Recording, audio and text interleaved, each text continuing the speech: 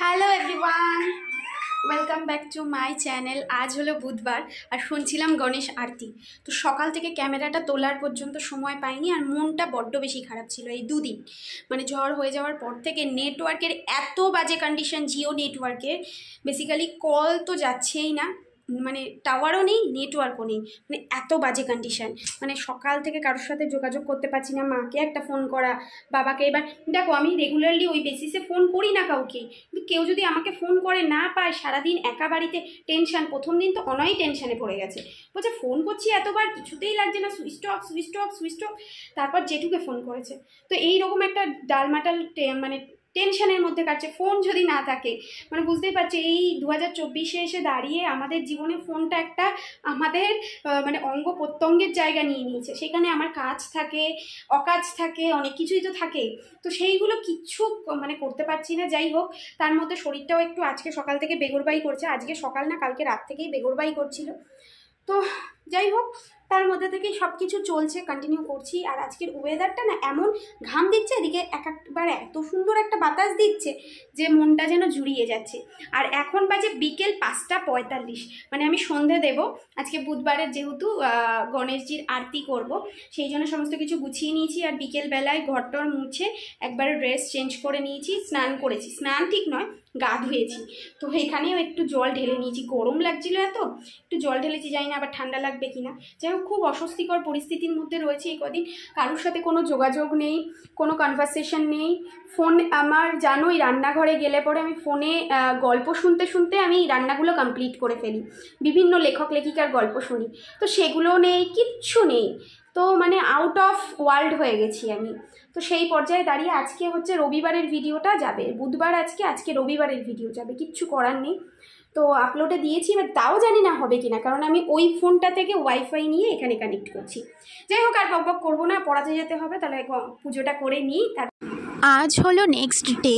তো ওরা পড়তে এসছে, পড়াচ্ছি। তবে আমার জীবনযাপন না একেবারেই বদলে গেছে। তোমরা থাম্বনেইল বা টাইটেল দেখে বুঝতেই পেরেছো আমি কি বিষয়ে কথা বলতে চাইছি, কিন্তু আমি বলতে পারবো না এই মুহূর্তে সবটা তোমাদেরকে খোলাভাবে, কারণ এটা তো বিভিন্ন জায়গায় পৌঁছে যায়। তো আমি সঠিক সিদ্ধান্ত না নেওয়া পর্যন্ত আমি তোমাদেরকে জানাতে পারবো না। তো আমি আমার জীবনে যতটুকু কাজ করার দরকার করছি, কিন্তু সেইভাবে উৎফুল্লটা আমার মধ্যে নেই। কারণ বেশ কিছু ঘটনা না আমি প্রত্যক্ষভাবে দোষী হয়েছি এবং তার কোনো লিঙ্ক আমি খুঁজে পাচ্ছি না। বাট মনের মধ্যে দেখবে কিছু কিছু জিনিসের না সাইন তোমার কাছে অলরেডি চলে আসে। তো এই দেখো, এইটা আমি কিনেছি। এটা কি বলো তো, অনেকেই হয়তো জানে না, অনেকেই জানে কচুরলতি। তো ঘটি বাড়ির লোকজন এগুলো খায় না, তোমার শ্বশুরবাড়ির দিকের লোকজনও এগুলো ভালো চেনেও না আর খায়ও না।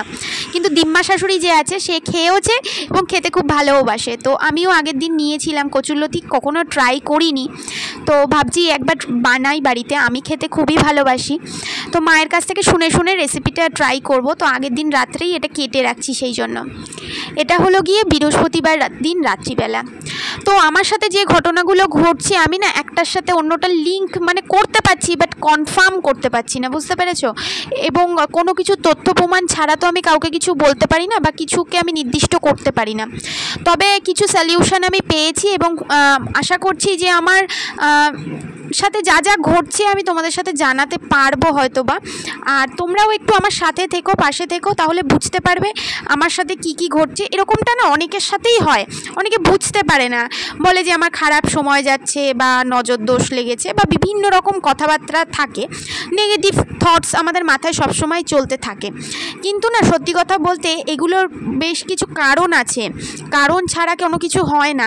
তো আমার সাথেও এরকম কিছু ঘটছে, আমি বুঝতে পারছি এবং এর কারণটাও আমি খোঁজার চেষ্টা করছিলাম যে কেন হচ্ছে, এবং এর সলিউশন কিছু পেয়েছি আমি যদি দেখি যে এই সলিউশনে কাজ হচ্ছে নিশ্চয়ই তোমাদের সাথে শেয়ার করব। আদারওয়াইজ আমি নেগেটিভিটি ছড়াতে একদমই পছন্দ করি না, তো সেই সব নিয়ে আমি তোমাদেরকে কিছু বলবো না। তো বেশ কিছুদিন ধরে আমার সাথে এটা ঘটছে।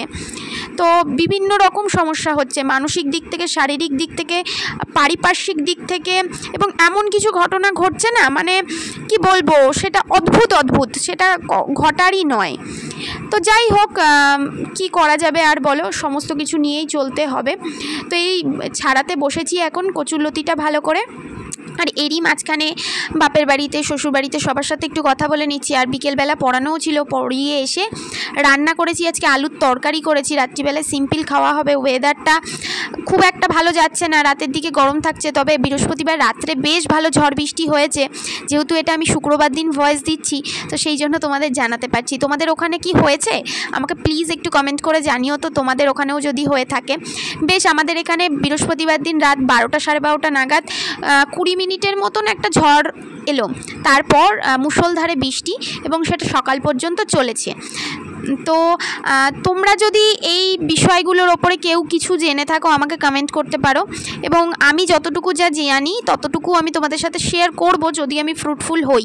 আর আমি নিজে একটা খুব পজিটিভ মাইন্ডের মানুষ এবং পজিটিভ থট নিয়ে থাকতে ভালোবাসি, এবং আমার মনে হয় কোনো নেগেটিভ অরা তোমাকে টাচ করতে পারবে না যদি তোমার মধ্যে নেগেটিভিটি না থাকে, বা এতটাই পজিটিভিটি থাকে যেখানে তোমার নেগেটিভ কোনো। যারা এতক্ষণ আমার ভিডিওটা দেখছো তারা সাবস্ক্রাইব করে পাশে থেকো, তাহলে বুঝতে পারবে পরবর্তী ভিডিওতে যখন আমি ডিটেলসে বলবো হয়তো তোমাদেরও অনেক উপকারে লাগতে পারে।